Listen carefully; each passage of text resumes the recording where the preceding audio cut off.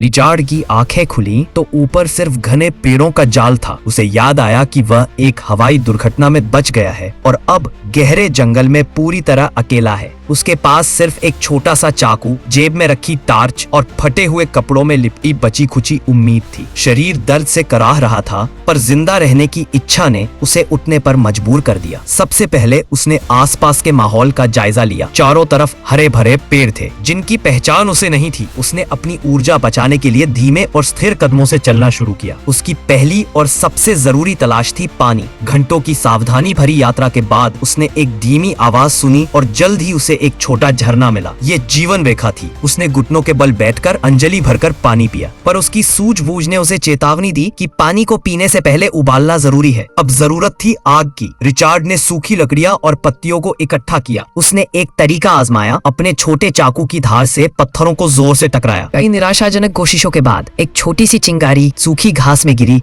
और उसने फूंक मारकर उसे एक छोटी लौ में बदल दिया। आग जल उठी। ये सिर्फ गर्मी और सुरक्षा नहीं थी, ये एक जीत थी। जंगल में उसका पहला सच्चा दोस्त।